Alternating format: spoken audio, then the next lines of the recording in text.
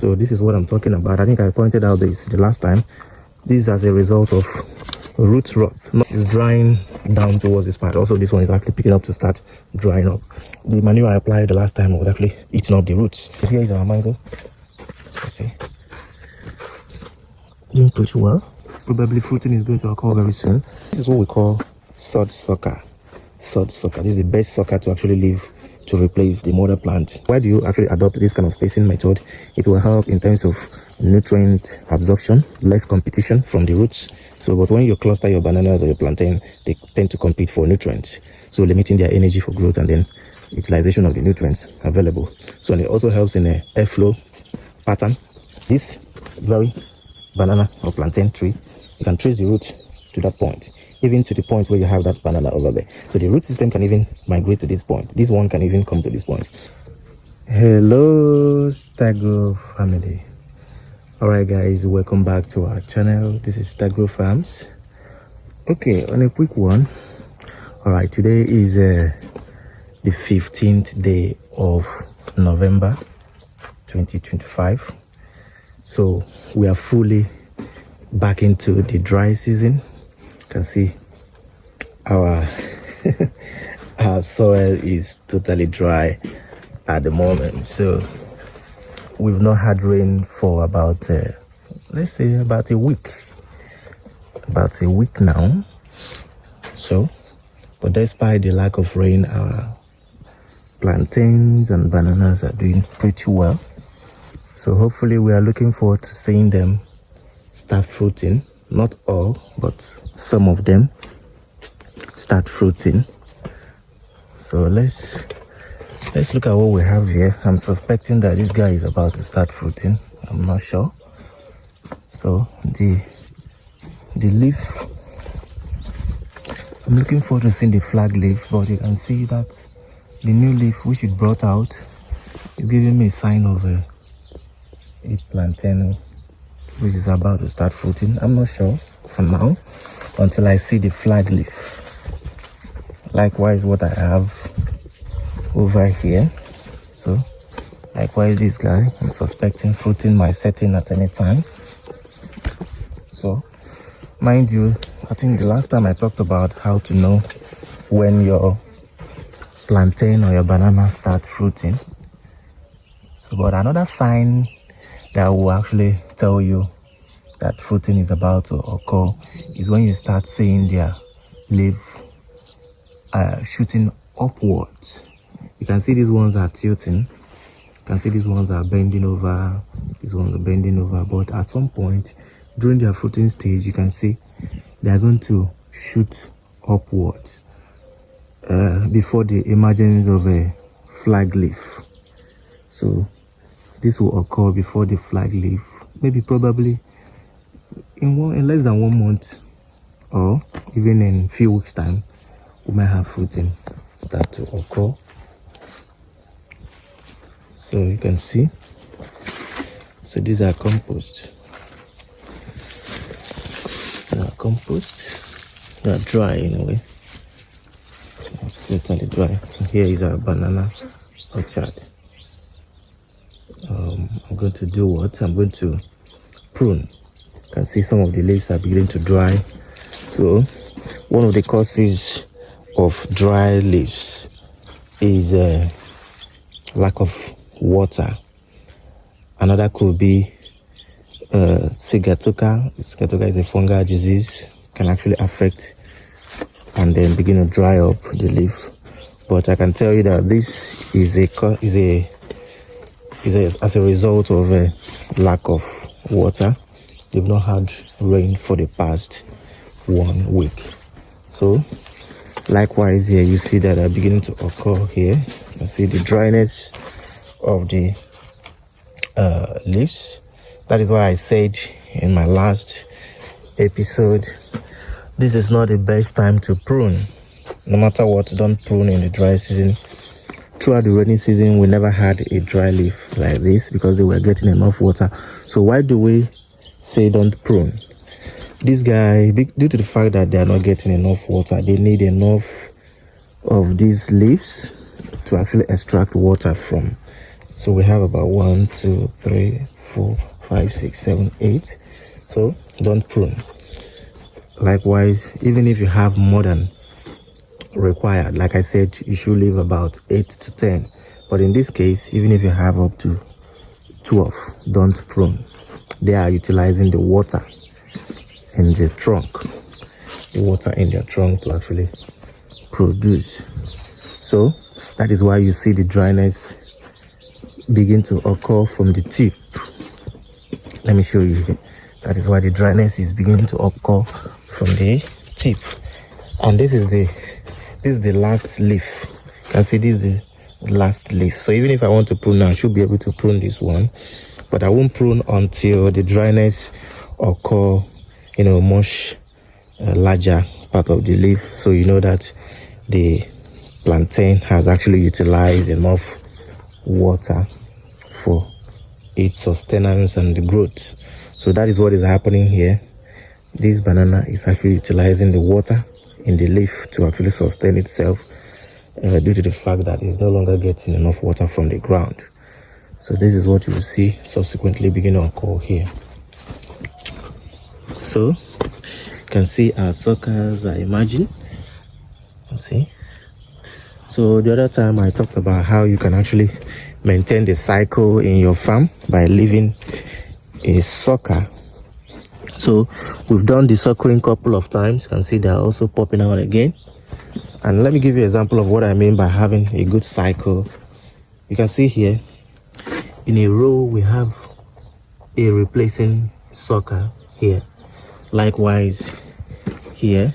So we tend to maintain the spacing 6 feet apart. And then you also have here. You also have here. Here we are hoping to see another one pop out. We suck the one that should be here, but I think it's popping out again. So we're going to have that there. You can see this one is also here. So they are all in line. You can see if I zoom out or zoom in rather. You can see. You can see. So these guys are going to be replacing their mother plant. So when they eventually fruit. So this is what I'm talking about. I think I pointed out this the last time. This is as a result of root rot, not just about dryness of the soil, not just because they're not getting enough water. I can see the yellowish part of this leaf. So it's drying down towards this part. Also, this one is actually picking up to start drying up. So this is as a result of root rot. The manure I applied the last time was actually eating up the roots. So the roots were not getting enough water. They were actually drying, and then rot. Some fungal disease began to attack the root system. So I was able to discover that from the leaf. Now I corrected that scenario. I had to take away the manure, then cover with this another fresh loamy soil that is also rich in humus. So that is why you can see they are beginning to grow fine. You can see beginning to grow fine. The last time it wasn't actually doing pretty well, but you can see it's beginning to grow fine. So I'll go ahead and then prune. I'll prune this guy off, so that they will have enough energy this time around. Okay. All right, let's look at other aspects of the farm. So here is our mango. You see, doing pretty well.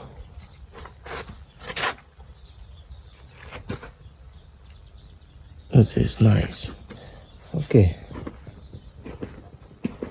So I'm also looking at this guy. Probably fruiting is going to occur very soon. Okay, this is what we call sod sucker. Sod sucker. This is the best sucker to actually live to replace the mother plant. Why? They grow very fast. This guy is less than a month old. Less than a month old. Is almost 1 meter. Let me say about 2 feet in height. So say in 5 months the height might even get to this, the mother plant, or probably in 4 months, because they grow very fast. They grow pretty fast. And why do we recommend salt sucker? They have a good yield, they grow very fast, and they grow close to the mother plant, unlike water sucker. So water sucker might be popping out from here, so it's not really ideal to leave a water sucker. And the water sucker, they grow slowly, they are dwarfy in growth, and they give poor yield. Their yield is quite poor, and so we don't recommend water sucker. So the salt sucker is the best. Why do we call them salt sucker? You can see their leaf is spear-like in form, so they have a shape of a sword. So likewise here we have another salt sucker, which we are going to actually leave to replace the mother plant. So it's the best to actually leave a salt sucker. Here's a good example of a salt sucker as well. So we've left a couple of them to replace the mother plants. Likewise here we have a salt sucker. Also here is a salt sucker. You can see. So yeah, these guys are going to replace the mother plant. So we're going to take off. Of course, we did take them off the other time, but we're still going to desoak them so that there will be enough energy for this mother plant to utilize enough nutrients. Okay, so our spacing method is actually 6 feet apart, 6 feet by 6 feet, also 6 feet by 6 feet here. So we're maintaining 6 feet apart in our orchard. So this will also help. Why do you actually adopt this kind of spacing method? It will help in terms of nutrient absorption, less competition from the roots. So but when you cluster your bananas or your plantain, they tend to compete for nutrients, so limiting their energy for growth and then utilization of the nutrients available. So and it also helps in a airflow pattern. Airflow will prevent a storm from bringing your bananas or your plantain down. So airflow is important. So when you have a heavy storm, your plantains, they have enough space to allow air to flow in and out from the orchard or from the plantation. So, and again, it tends to also vary with the variety. When I talk about spacing method, so it might be varying with the variety you have. If you all know, the banana root system can be traced about 5 to 6 feet away from the plant. So this very banana or plantain tree, you can trace the root to that point, even to the point where you have that banana over there. So the root system can even migrate to this point. This one can even come to this point. So in my subsequent videos, I will show you, we're going to trace it together, and I will show you where the roots can be found, but they can travel very far. So that is why you need to give quite a good spacing method. You can actually adopt 8 feet apart, 8 feet by 8 feet, or 10 feet by 10 feet, depending on what you want to achieve and all that, or depending on the availability or how fertile your soil is, or how fertile your orchard is. So spacing can also be influenced by the fertility of the soil. So if you have a quite a good fertile ground, you can actually limit your spacing method, maybe 5 feet by 6 feet. But you have low quality in terms of fertility, you can actually adopt 10 feet apart, so that they will have enough nutrients in their surroundings to actually do well, to avoid competition in a limiting fertile ground. All right, so guys, this is Stagro Farms. My name is Tochukwu. Thank you for stopping by.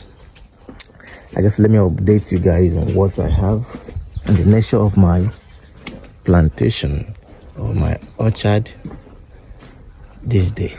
So signing out. Thank you very much.